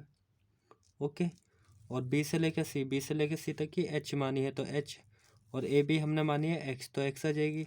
टेन 45 का जो मान है, जो टेबल होती है सारणी दे रखी है उसमें एक होता है। ओके, और एच अपॉन में एक्स है ही, इसे एक के नीचे हम एक मानेंगे, क्रॉस मल्टीप्लाई कर लेंगे, एच के एक में और एक्स के एक में, तो एक्स बराबर कितना हो जाएगा, एच हो जाएगा। ओके, तो यहाँ लिख लेंगे एच बराबर एक्स, या एक्स बराबर एच मीटर, एक्स की एक में एक्स और एक्स बराबर एच मीटर आ जाएगी। ओके, एक्स का मान एच होगा। अब ये फाइनल थोड़ा नहीं है, तो ए बी सी वाला करा, अब पुनः त्रिभुज करेंगे ए बी और डी वाले को। ओके, यहाँ पर मैं लिख दे रहा हूँ। तो यहाँ पर मैं लिख दिया पुनः त्रिभुज ए बी डी वाले को सॉल्व करेंगे। मतलब ए बी डी, ये ए बी और डी यहाँ तक का ये जो है ना, ए बी और डी, तो इसमें लंब लेंगे और आधार। लंब मतलब ये हो जाएगी 1.6 प्लस एच, इसे और इसे प्लस करके, और आधार ये हो जाएगी, और कोण जो है 60 डिग्री, क्योंकि ये बड़ा वाला है। ओके, मतलब ये चित्र मैंने अलग भी बनाया है, तो यहाँ पर मान रख देंगे। तो टेन थीटा मतलब कि 60 डिग्री रखेंगे। ओके, और जो बी से लेके डी है, बी से लेके डी 1.6 प्लस एच, तो 1.6 प्लस एच लिख लेंगे, या एच पहले लिख लो या इसे बाद में, कोई फ़र्क नहीं पड़ेगा। और ए बी जो है, ए से लेके बी क्या है, एक्स है, एक्स ही तो है इस वाले त्रिभुज में। अब टेन 60 का जो मान होता है टेबल में, वो होता है √3। ओके, ये मैंने कई बार बता दिया। और 1.6 ऐसे लिखेंगे, और प्लस में एच बी, और इसके अपोन में एक्स है। अब इस √3 के नीचे एक मान के क्रॉस मल्टीप्लाई कर लेंगे, इसके यहाँ और इसके यहाँ। तो 1.6 प्लस एच की एक में करेंगे तो ये होएगा 1.6 प्लस एच, और बराबर एक्स की जब √3 में करेंगे तो ये होएगा एक्स √3 है। नहीं, इतना होगा। लेकिन हमें निकालना क्या है, एच ही तो निकालना है। तो एच निकालना है, इस नंबर को नंबर की तरफ कर देंगे, मतलब एच को अकेला रखेंगे यहाँ पे। तो एच बराबर हो जाएगा एक्स √3 तो है ही है, पहले ये वाला लिखते हैं, फिर ये वाला जो प्लस का है 1.6 इधर आएगा तो माइनस को हो जाएगा 1.6। ओके, अब ये जो है ना एक्स, उसका मान रख लेंगे। एक्स का मान कितना है, एच है। तो ये जो है, या तो लिख दो समीकरण एक से एच का मान रखने पर, वो एक्स का मान रखने पर यहाँ पे, तो यहाँ पर जो है समीकरण एक से एक्स का मान रख देंगे। तो समीकरण एक से एक्स का मान रख दिया, मतलब एक्स जो है उसकी जगह पे एच रख लेंगे। तो एच बराबर तो है ये जो एक्स है, इसे हटा के एच लिखेंगे। ठीक है, इसको हटा के एच, और √3 है ही है, और माइनस का 1.6 भी है। ओके, अब जो है या तो हम इस वाले को इधर ले आएंगे और एच वाले को एच की तरफ कर लेंगे। ये माइनस का 1.6 है, इसको जब इधर लाएंगे ये प्लस के तो होगा 1.6 है या नहीं। और यहाँ पर ये वाला है ये एच √3, और इसको जब इधर पक्षांतर करेंगे तो ये हो जाएगा माइनस का, है या नहीं। ये वाला माइनस का है, जब बराबर के दूसरी तरफ लाता है प्लस का होएगा, माइनस का तो प्लस ही, तो प्लस थोड़ा लगाएंगे। ये वाला है ही बराबर के इधर, और इस वाले को उठा के इधर लाएंगे तो ये होएगा माइनस का, प्लस के तो माइनस होएगा, है नहीं। अब यहाँ पर हम क्या कर सकते हैं, इसको तो हम ऐसे लिखेंगे 1.6 ऐसे ही। और यहाँ पर जो है, यहाँ भी एच है यहाँ भी, तो एच को हम कॉमन ले सकते हैं, एच हमने कॉमन कर लिया तो √3 बचेगा यहाँ पे, और यहाँ पर कितना बचेगा, 1 बच जाएगा, क्योंकि सबके गुणा में एक रहता है, एक ही तो एच है, एच बाहर निकला तो एक बचेगा। अब ये जो है एच के मल्टीप्लाई में, तो एच के गुणा में तो ये सारा जो है, तो गुणा में होता है वो नीचे तो ज़्यादा आगे वाले नंबर के, तो इसके नीचे भेज देंगे इसको, है नहीं। तो यहाँ पर हो जाएगा ये इसके नीचे है, मतलब कि एच बराबर, मतलब इधर एच ही रहता है, ये वाला आता है इसके नीचे है, मतलब 1.6 के नीचे आ जाता है ये वाला √3 माइनस का 1, है या नहीं। क्योंकि इधर तो एच ही रहता है, इस वाले को इधर भेजते हैं, अपोन में जाता है, अपोन में लिख दिया। अब इसमें क्या करेंगे, परिमेयकरण कर देंगे। जब भी नीचे √ हो तो परिमेयकरण करते हैं। अगर अकेला है √3 तो √3 के ऊपर नीचे करेंगे, उसके साथ में प्लस या माइनस जोड़ रहा हो कुछ तो इसकी पूरे की करते हैं। ठीक है, तो यहाँ लिख देंगे हर का परिमेयकरण करने पर। तो जब हर का परिमेयकरण करते हैं तो ये हो जाता है एच बराबर 1.6 तो है ये है, और अपोन में जो है √3 -1 है, तो इसका हम साइन चेंज कर देते हैं, मतलब कि √3 + 1 कर लेते हैं और इसी को लिख लेते हैं नीचे। ओके, √3 + 1 मतलब लिखते तो यही है। वैसे यहाँ माइनस है तो यहाँ प्लस, उसी को नीचे लिखते हैं। अगर यहाँ प्लस होता तो यहाँ माइनस और यहाँ माइनस, सेम टू सेम लगाते। अब सीधी सीधी इसकी गुणा करते, तो सीधी सीधी गुणा करते तो ये हो जाता एच बराबर 1.6 तो है ही है या नहीं। और नीचे वाले की जब गुणा करते तो ये हो जाता √3 उसका स्क्वायर और -1 का स्क्वायर, जब गुणा करते ये हो जाता है। ठीक है, क्यों होता है, क्योंकि भाई इसका एक फॉर्मूला होता है, फॉर्मूला ही मैं बता दे रहा हूँ कि भाई होता है a² - b² का, ये होता है a + b और a - b के इक्वल। ओके, तो इस फॉर्मूले का हम यूज करते हैं। अगर इस टाइप का है तो हम ऐसा बना लेते हैं, अगर ऐसा है तो हम ऐसा लिख लेते हैं। ओके, तो यहाँ पर जो है यही तो है, ए, इसे ए मान लेंगे और इसे ए मान लेंगे, ये ए और ये बी मान लेंगे, एक को इसे बी, तो ये ए माइनस बी ए प्लस बी, ए माइनस बी ए प्लस बी। तो या तो पहला ए प्लस बी हो ए माइनस बी हो, या ए माइनस बी पहला हो बाद में, कोई फ़र्क नहीं पड़ेगा। तो हम ए स्क्वायर लिखते हैं, ए मतलब कि √3 स्क्वायर, स्क्वायर लगा यहाँ पर 2 घात, फिर माइनस बी स्क्वायर, बी मतलब कि 1 है 1 स्क्वायर। अब इसको हम सॉल्व करते यहीं कर दे रहा हूँ क्योंकि थोड़ा सा रहेगा बस। तो ये एच बराबर हो जाता 1.6 तो है ही है। ओके, और इसके नीचे स्क्वायर से रूट कट जाता, इससे कट जाएगा तो 3 ही तो रह जाता है यहाँ, और एक का स्क्वायर करते एक ही हो जाता है, 1 गुणा 1 है नहीं। तो यहाँ पर जो है एच बराबर हो जाता 1.6 तो है ही है, और नीचे आ जाता, और जी ये वाला भी तो रहेगा, इसकी तो गुणा कर दी 1.6 और गुणा में ये और आ जाएगा √3 प्लस में 1, ये साथ में ही रहेगा इसके, है नहीं, इसके गुणा में ही। ओके, तो इसके ये साथ में आ जाएगा √3 प्लस में 1, ये तो चलता रहेगा। और यहाँ पर नीचे तो है ही है, ये 3 हो जाएगा, और माइनस 1 का स्क्वायर 1, तो ये तो है ही इसके साथ में √3 प्लस 1, और नीचे जो है 2 हो जाएगा। अब 2 से जब इसको भाग करेंगे तो ये 0.8 वाली तो होएगा, 16 जो मतलब कि 1.6 जो है, तो ये हो जाएगा एच बराबर 0.8 और √3 प्लस 1 ऐसे ही। तो इतनी हो जाएगी पेडिस्टल की ऊंचाई। ओके, तो यहाँ पर लिख लेंगे पेडिस्टल की जो ऊंचाई है वो हो जाएगी इतनी मीटर। ठीक है, आई होप आपको ये समझ आया। 2 से इसको भाग करते 16 होता, और पॉइंट लग रहा तो पॉइंट लगा दिया, एक के बाद 0.8 लिख ली। ओके, इसके बाद का मैंने यहाँ से लिख दिया, फिर ये और ये।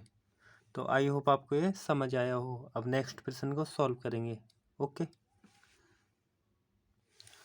अब प्रश्न नंबर 11 को करेंगे। इसमें लिखा है कि एक नहर के एक तट पर एक टीवी टावर ऊर्ध्वाधर खड़ा है। टावर के ठीक सामने दूसरे तट के एक अन्य बिंदु से टावर के शिखर का उन्नयन कोण 60 डिग्री है। इसी तट पर इस बिंदु से 20 मीटर दूर और इस बिंदु को मीनार के पाद से मिलाने वाली रेखा पर स्थित एक अन्य बिंदु से टावर के शिखर का उन्नयन कोण 30 डिग्री है। देखिए आकृति 9.12, मतलब कि ये वाला। ठीक है, आकृति दे रखी है, टावर की ऊंचाई और नहर की चौड़ाई ज्ञात करनी है।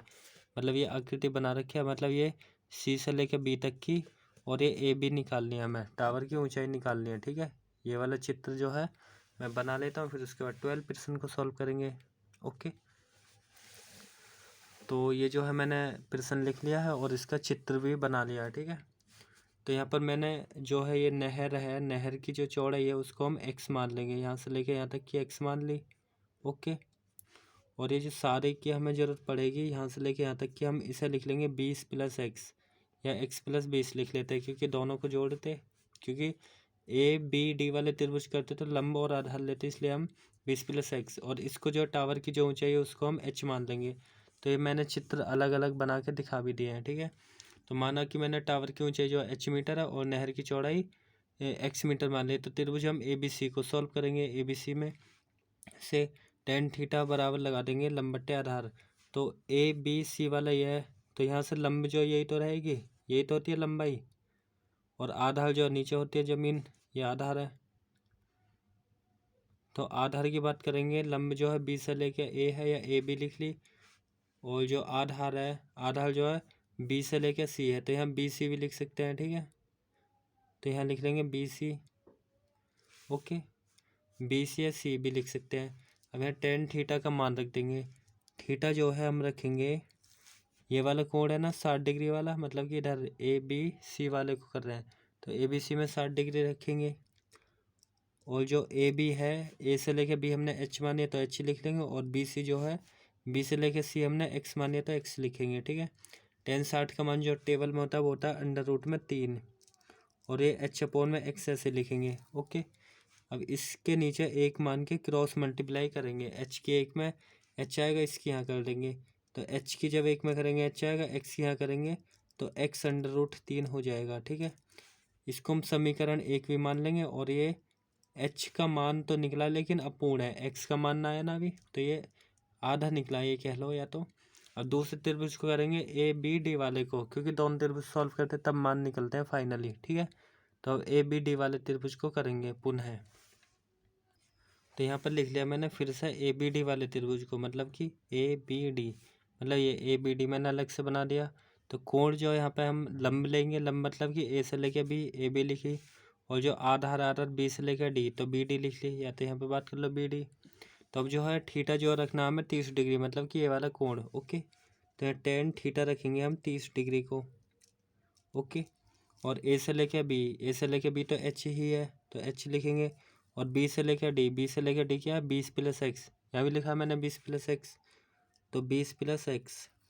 ये मैंने अलग बना के दिखाया, आपको जो है एग्जाम में ये मेन त्रिभुज बनाना पड़ेगा, ठीक है, चित्र। अब इसको हम सॉल्व कर लेंगे, इसकी गुणा कर लेंगे, इसका मान रख के 10 का जो मान है वो टेबल में होता है 1/√3, ओके। और यहाँ पर जो है h/में 20 + x, इसको हम ऐसा ही लिखेंगे अभी। अब क्रॉस मल्टीप्लाई कर लेंगे इसके यहाँ पर और इस वाले की यहाँ पर, ओके। तो जब इसकी यहाँ करेंगे 20 + x के एक में, तो ये हो जाएगा 20 + x, ओके। तो इसकी यहाँ गुणा कर लेंगे 20 + x के एक में करेंगे, तो ये हो जाएगा 20 + x, ओके। क्रॉस गुणा h की इसमें करेंगे तो h√3 होएगा, या √3h लिख लो, बात एक है। अब जो नंबर को इधर ही कर देंगे, ठीक है, या तो इसको इधर लाएंगे, तो हम जो है इस x को उधर कर ले रहे हैं, ठीक है, या इस 20 को उधर कर ले रहे हैं, बात एक है। तो यहाँ पर जो है x अकेला रह जाएगा, x बराबर हो जाएगा यहाँ तो h√3 है ही है अंडर रूट में, और 20 जब इधर आएगा तो ये हो जाएगा -20, ओके। अब यहाँ जो h है उसका मान रख लेंगे हम यहाँ से, h का मान यहाँ से रख लेंगे समीकरण 1 से, ओके। तो यहाँ समझना अभी ध्यान से, x बराबर ये जो h है इसको हटा के हम लिख लेंगे x√3, तो x अंडर रूट में 3, और ये वाला अंडर√3 आना ही है, ये तो रहेगा ही ऐसे ही, ओके। और 20 भी होगा ऐसे ही। यहाँ पर लिख देंगे हम h का मान रखने पर समीकरण 1 से, तो यहाँ पर लिख दिया मैंने h का मान रख दिया समीकरण 1 से, मतलब ये जो h है इसकी जगह पे x√3, h की जगह x√3 रख दिया, क्योंकि इसकी जगह ये वाली संख्या है। अब x बराबर इसकी गुणा करेंगे √3 की, तो √3 की √3 में करते 3 आता है, और x है ये साथ में, तो पहले नंबर को लिखते हैं फिर x को, फिर लिखेंगे 20 को, ठीक है, 20 तो है ही है, ओके। अब जो है नंबर को इधर ले आएंगे और x वाले को इधर कर लेंगे, या तो इसको इधर कर लो, ओके। तो यहाँ पर जो है 20 जब माइनस का इधर लाएंगे तो प्लस का 20 हो जाएगा, और यहाँ पर जो है 3x तो है ही है, और ये जो प्लस का x है इसको x की तरफ लाएंगे तो ये माइनस का हो जाएगा, आया समझ में। ये जो 20 है माइनस का, इसको उठा के इधर करेंगे तो प्लस का हो जाएगा, और यहाँ 3x है ही है, इस वाले x को इधर लाएंगे माइनस, तो यहाँ 20 तो है ही है, और यहाँ पर घटाएंगे तो ये हो जाएगा 2x, 3 में से x को हटाएंगे 2x बच जाएगा।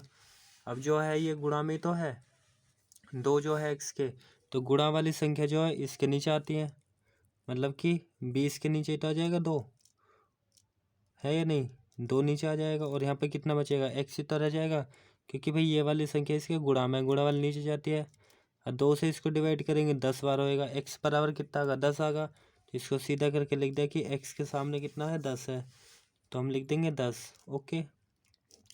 और x का मतलब भी पता है आपको, x का मतलब क्या है, x का मतलब जो है नहर की चौड़ाई है या नहीं, तो इसे लिख देंगे, ये जो है x हम लास्ट में लिख देंगे, ठीक है। अभी अभी तो हमने ये x का मान निकाला है, x का मान जो है समीकरण 1 में रख देंगे यहाँ पर, मतलब 10 रखेंगे न 10√3 हो जाएगी अच्छी ऊंचाई, तो यहाँ लिख देंगे इसे समीकरण 1 में रखने पर। तो मैंने लिख दिया x बराबर 10 समीकरण 1 में रखने पर, तो समीकरण 1 ये वाली थी, यही तो थी, ऊपर से लिखिए यहाँ सही है। और इसमें जो है ये जो है ना, इसमें x की जगह पर 10 रख देंगे, ओके। तो ये जो x है ना वहाँ पर रख देंगे 10, तो h बराबर x की जगह पर ये 10 है, तो 10 अंडर रूट 3 है ही है, तो हमने h भी निकाल ली, h भी नंबरों में आ गया, x भी आ गया। x का मान यहाँ रख देंगे जो हमने माना किया था, टावर की ऊंचाई जो h आई है, मतलब कि h आई है 10√3, और नहर की चौड़ाई 10 मीटर है, ये इसको लिख देंगे, ये हो जाएगा आंसर, ओके। तो हम इसमें लास्ट में लिख देंगे कि अतः टावर की जो ऊंचाई हमने h मानी थी वो आई 10√3 मीटर, और नहर की जो चौड़ाई है वो ही है सिर्फ 10 ही तो आई है, तो यहाँ 10 ही लिखेंगे, ओके। तो ये जो है नहर की जो चौड़ाई है वो आई है 10 मीटर। ओके, तो आई होप आपको ये समझ आया हो। अब नेक्स्ट प्रश्न को सॉल्व करेंगे। अब प्रश्न नंबर 12 को सॉल्व करेंगे। इसमें लिखा है 7 मीटर ऊंचे भवन के शिखर से एक केबल टावर के शिखर का उन्नयन कोण 60 डिग्री है और इसके बाद का अवनमन कोण 45 डिग्री है। टावर की ऊंचाई ज्ञात कीजिए। ठीक है, तो मैंने जो है ये प्रश्न तो लिख लिया है और इसका चित्र भी बना लिया है। ठीक है, अब समझाता हूँ। तो 7 मीटर ऊंचा भवन था। ठीक है, इधर भी भवन है, भवन तो है ये मतलब घर। ठीक है, 7 मीटर। इसमें लिखा है 7 मीटर ऊंचे भवन के शिखर से, मतलब यहाँ से शिखर तो यह है इसके ऊपर, तो 7 मीटर ऊंचा भवन है। ठीक है, लिखा है 7 मीटर ऊंचे भवन के शिखर, ये शिखर होगा इसका, मतलब छोटी भवन का शिखर ये। एक केबल टावर के शिखर का उन्नयन कोण 60 है, मतलब एक केबल टावर होएगा कोई। ठीक है, साइड में ये टावर है। ठीक है, तो शिखर का जो उन्नयन कोण है, मतलब ये शिखर उन्नयन कोण मतलब जो ऊपर जो बनता है वो 60 डिग्री है। यहाँ से लिखा है इसके पाद का अवनमन कोण 45 है, मतलब यहीं से इसका पाद मतलब कि जमीन, क्योंकि यहाँ तो बनने का ना कोण ये तो होगा। अब नीचे जो पाद का अवनमन कोण है वो 45 है। तो टावर की ऊंचाई ज्ञात करनी है। टावर की ऊंचाई मतलब यहाँ से लेके यहाँ तक की संपूर्ण ऊंचाई निकालनी है टावर की। तो संपूर्ण ऊंचाई मैंने एच मान ली, कैपिटल एच मानी है ये। ओके, तो कैपिटल एच मानिए, कैपिटल एच हो जाएगी, कैपिटल एच मानी है ये, और ये हो जाएगी 7 + एच, क्योंकि 7 तो ये है, ऊपर की एच मान लिया है, मतलब डी से लेके ई तक की, तो उसे हमें निकाल लिया। और ये जो आधार है ये एक्स मान ली, ये एक्स रहेगी तो ये भी एक्स, क्योंकि भाई यहाँ 7 है तो ये भी 7 है। ये एक रेक्टेंगल टाइप से है। ठीक है, तो इसे हम निकाल लेंगे। तो मैंने यहाँ त्रिभुज लिखा है, ए बी सी वाले को सॉल्व करेंगे, ए बी सी को। तो इसमें लगाया लंब बटे आधार, मतलब लंबाई तो ये है 10 थीटा लंबा नहीं है, और नीचे जो है ये आधार है। तो लंबाई और आधार होता है 10 के फॉर्मूले में। ठीक है, 10 थीटा लगाएंगे लंब बटे आधार, मतलब कि ए बी अपॉन में आधार, आधार है बी सी, तो बी सी लिख लेंगे। तो यहाँ पे जो है 10 थीटा, थीटा मतलब कि हम रखेंगे कितना 45, क्योंकि ये जो 45 डिग्री ऐसे जेड आकृति होती है ना, यहाँ अवनमन कोण तो यहाँ बनना है। यहाँ पता है कैसा है, ये जो जेड की तरह आकृति होती है, तो ये जो एकांतर कोण होता है, ये कोण इसके बराबर होता है, जेड आकृति बननी है। ओके, तो ये इसके बराबर होता है, इसलिए यहाँ पे 45 डिग्री लिखेंगे। और ए से लेके बी, ए से लेके बी 7 दे रखी है तो 7 लिख लेंगे। और बी से लेके सी, बी से लेके सी हमने एक्स माने तो हम एक्स लिख लेंगे। ठीक है, और 10 45 का जो मान होता है टेबल में वो होता है 1, तो 1 रख लिया इसका मान टेबल से। ओके, 7 बट्टे में एक्स है सही। अब इसके नीचे हमने 1 मान के क्रॉस मल्टीप्लाई कर ली, एक्स की 1 में और 1 की 7 में, तो एक्स बराबर जब 7 की 1 में करेंगे तो 7 आ जाएगा। तो एक्स बराबर आएगा 7, मतलब यहाँ से लेके यहाँ तक की ये 7 है। ओके, 7 मीटर, तो ये 7 है तो ये वाली भी 7 हो जाएगी, यहाँ से लेके यहाँ तक की 7 मीटर है या नहीं, तो ये भी 7 होगी। अब हमने इस वाले त्रिभुज के द्वारा ये वाली रेखा निकाल ली। अब हम एच को निकालेंगे। एच कैसा है, लंब और आधार, मतलब कि ए डी ई वाले त्रिभुज के द्वारा। ओके, तो यहाँ लिखेंगे पुनः त्रिभुज ए डी ई से। तो यहाँ पर मैंने लिख दिया कि ए डी ई वाले त्रिभुज को ए डी ई, क्योंकि यही तो बनना 90 डिग्री वाला करता है, जैसे 90 डिग्री का ये था, 90 डिग्री का ये समकोण। तो ए डी ई वाले को लंब लेंगे, लंब मतलब कि ये वाली डी से लेके ई, लंबाई यही तो है एच, तो यहाँ पे लिख लेंगे 10 थीटा। थीटा का जो मान होगा वो रखेंगे ऊपर का, ये जो 60 डिग्री है। ठीक है, क्योंकि यहीं से तो बनना इतना त्रिभुज। अगर मैं इसको छुपा के दिखाऊँ इतना, मतलब कि ए डी ई वाला, तो लंब तो ये हो जाएगी और आधार जो है ये हो जाएगी, तो मतलब कि हम लिखेंगे इस एच अपॉन में आधार जो है एक्स है। ओके, तो यहाँ पर लिखेंगे 10 पहले थीटा जो है 60 डिग्री रखेंगे, और जो है ए डी मतलब कि डी ई, डी से लेकर ई जो है एच है, मतलब लंब, और जो आधार है ए डी, ए से लेकर डी इसके बराबर तो होगी, क्योंकि ये 7 है, ये 7 है, तो ये 7 आई, 7 ही तो आई है ये, तो ये वाली भी 7 ही होगी, तो यहाँ ए डी जो है वो 7 लिख लेंगे।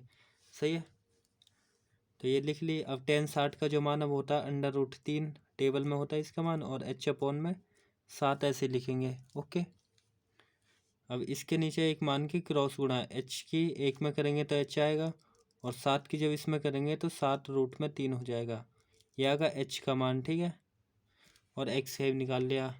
ओके, मतलब ये भी, तो हमें जो है टावर की जो ऊंचाई है यही तो बतानी है, एच और 7, मतलब 7 तो ये है, ये एच और बतानी है, दोनों को मिला के, क्योंकि यहाँ से लेके यहाँ तक किया टावर, ये जो है टावर है, तो टावर की जो ऊंचाई है ये है सारी 7 + h। तो लिखेंगे कि टावर की संपूर्ण ऊंचाई बराबर 7 + h करके। ओके, तो हमने टावर की ऊंचाई जो है एच तो मानी थी कैपिटल एच, एच मतलब कि 7 + h, 7 + h है ना कैपिटल एच, यही तो मानिए टावर की संपूर्ण ऊंचाई। मतलब ये 7 तो है ही और एच भी, एच कितने आई है, ये आई है, एच का मान 60/3 है। तो यहाँ पर रख देंगे 7 तो है ही है, और एच की जगह पर रख लेंगे ये 7/√3। अब 7 यहाँ भी है यहाँ भी, तो हम 7 को कॉमन भी कर सकते हैं। 7 कॉमन करेंगे तो यहाँ 1 हो जाएगा, और ये प्लस 7 यहाँ से बाहर आएगा तो यहाँ बच जाएगा √3। तो इतने मीटर भी लिख सकते हैं, या पहले इसको लिख दें बाद में इसको लिख दें, तब भी कोई फ़र्क नहीं पड़ेगा। ओके, तो या तो इसे लिख लो पहले, इसे बाद में लिख लो, मतलब कि ऐसे भी लिख सकते हैं, √3 पहले और 1 को बाद में भी। ओके, आगे पीछे करने से कोई फ़र्क नहीं होता। तो ये हो जाएगी टावर की संपूर्ण ऊंचाई 7/√3 + 1 मीटर। ओके, आई होप आपको ये प्रश्न समझ आया हो। अब नेक्स्ट प्रश्न सॉल्व करेंगे। अब प्रश्न नंबर 16 करेंगे, लास्ट प्रश्न है और इम्पोर्टेंट भी है। लिखा मीनार के आधार से और एक सरल रेखा में 4 मीटर और 9 मीटर की दूरी पर स्थित दो बिंदुओं से मीनार के शिखर के उन्नयन कोण पूरक कोण है। सिद्ध कीजिए कि मीनार की ऊंचाई 6 मीटर है। ठीक है, तो अभी बताएंगे पूरक कोण होते क्या है। तो ये जो प्रश्न है ये तो पीछे वाले का आंसर था। अब ये 16 वाला प्रश्न है, इसमें जो है मैंने ये चित्र भी बनाया है। ओके, जिससे कि टाइम खराब ना हो, जल्दी से हो जाए प्रश्न। तो इसमें लिखा है कि मीनार के आधार, मीनार है ये, ठीक है, मीनार की जो ऊंचाई है मैंने h मीटर मान लिया है। ओके, तो मीनार की ऊंचाई जो है h मीटर मान ली। लिखा है कि मीनार आधार से, मीनार के आधार से, मीनार का आधार ये होगा सरल रेखा में 4 मीटर, मतलब इधर की तरफ 4 मीटर। ओके, ये 4 मीटर है, और 9 मीटर की दूरी पर, मतलब पहला जो बिंदु मिला 4 मीटर की दूरी पे मिला ये बिंदु, फिर दूसरा मिला है और 9 मीटर की दूरी पर स्थित दो बिंदु से मीनार के शिखर के उन्नयन कोण पूरक कोण है। मतलब पहला बिंदु ये और दूसरा ये, मतलब ये 4 मीटर है, और आगे जो बिंदु मिला ये 9 मीटर पे मिला 4, तो ये 5 होएगी ये। लेकिन हमें इसकी ज़रूरत नहीं है, हमें तो लंब लेनी है और आधार लेनी है। आधार एक बार ये होगी, एक बार लंबी है, आधार यहाँ तक की, ये 5 हो जाएगी। लिखना चाहो लिख सकते हो। तो लिखा है कि शिखर के उन्नयन कोण पूरक कोण है, तो सिद्ध करने मीनार की ऊंचाई 6, मतलब ये जो ऊंचाई आएगी 6 मीटर आएगी। ओके, आंसर इसमें दे रखा है कि 6 मीटर आनी ही है ऊंचाई। तो मैंने मान लिया कि मीनार की ऊंचाई h मानी, h मीटर। तो त्रिभुज ABC पूरक कोण होता है, जैसे कि भाई ये 90 के करीब ही तो 90 डिग्री है, यहाँ 90 डिग्री तो होता है, 90 के पास है तो 90 - थीटा, इसको हम थीटा मानते हैं। जो दूर का कोण है इसे मानते हैं 90 - थीटा, पूरक कोण 90 डिग्री से कम। ओके, तो 90 डिग्री से कम वो पूरक कोण होता है, तो tan थीटा लगाया। लंब यही तो है, और जो आधार है, आधार जो है ये वाली है, यही तो है जमीन, है या नहीं। तो लंब और आधार होता है किसमें, tan थीटा में। तो लंब आधार, लंब जो है किस वाले त्रिभुज कर रहे हैं, ABC, तो ABC मतलब लंब जो है h रहेगी, h मतलब कि BC भी लिख के दिखा सकते हैं, तो BC लिख ली। और जो आधार है, आधार रहेगी A से लेके B तक की। ओके, अब tan थीटा तो हम थीटा ही रखेंगे, थीटा की जगह थीटा ही रहने देंगे, क्योंकि थीटा दे थोड़ा ना रखा, जैसे पिछले में तो 60 या 45 दिया हो रहा था, इसमें नहीं दे रखा, तो इसको हम ऐसे लिखेंगे। और जो BC है, B से लेके C तक की हमने h मानी है, तो h। और जो आधार है, आधार मतलब AB, A से लेके B तक की कितनी है, 9 है, तो इसको हम 9 लिख लेंगे। ओके, अब इसे हम सॉल्व तो कर ही नहीं सकते, तो इसको हम मान लेंगे समीकरण 1। ओके, तो पुनः कर लेंगे त्रिभुज BCD या BDC में। ओके, BCD त्रिभुज को सॉल्व करेंगे फिर से। तो फिर से त्रिभुज BCD को करेंगे, BCD ये वाला, तो लंब और आधार लगाएंगे। तो लंब आधार किस में होता है, tan थीटा में, तो tan थीटा बराबर लगाएंगे लंब बट्टे में आधार। ओके, तो यहाँ लिखेंगे लंब अपोन में आधार। तो अब देखेंगे लंब जो है वो वाली रेखा कितनी है, तो लंब जो है यही तो है BC, तो यहाँ लिख लेंगे BC है। और जो आधार है, आधार जो है B से लेकर D तक की, DB है, BD है, BD क्यों, क्योंकि भाई BCD त्रिभुज है, BCD इतना त्रिभुज। ओके, इतना मतलब कि उधर साइड का, यहाँ से ये वाला B और CD इतना, तो आधार ये हो जाएगी, लंबी हो जाएगी H/4। तो यहाँ पे लिख ली BC अपॉन में BD, यहाँ पे D लिखेंगे। ओके, ये BD तो होगी। और टेन थीटा मतलब कितना रखना है, थीटा की जगह पे जो है 90 माइनस थीटा रखना है, ये कोण रखना है सारा। तो यहाँ रखेंगे 90 माइनस थीटा। ओके, और यहाँ पर BC से लेके C H है, और जो R B से लेके D कितने 4 है, तो 4 लिख लेंगे। ओके, अब यहाँ पे टेन 90 माइनस थीटा फॉर्मूला होता है कोट थीटा, तो इसे हम लिखेंगे कोट थीटा। ओके, और यहाँ पर जो H अपॉन में 4 है ही है, इसको हम ऐसे लिखेंगे, और इसे मान लेंगे समीकरण 2 भी। यहाँ मैं बता रहा हूँ फॉर्मूला लगाया गया है, इसमें टेन 90 माइनस थीटा होता है कोट, इसकी जगह पे हम कोट लिख लेते हैं। यहाँ फॉर्मूला लिख कर दिखा दे रहा हूँ मैं कि भाई टेन अगर 90 माइनस थीटा है तो ये जो है हम लिखते हैं कोट थीटा, ये फॉर्मूला ही होता है। ओके, तो इसकी जगह पे इसका यूज करते हैं, इट इज ए फॉर्मूला, सूत्र है। ओके, 90 माइनस थीटा तो इसके बराबर होता है। तो ये समीकरण 1 है, ये 2, समीकरण 1 और 2 की गुणा कर लेंगे। ओके, गुणा करेंगे तो ये इससे कट जाएगा। अभी देखो आप कि समीकरण 1 2 की गुणा करने पर,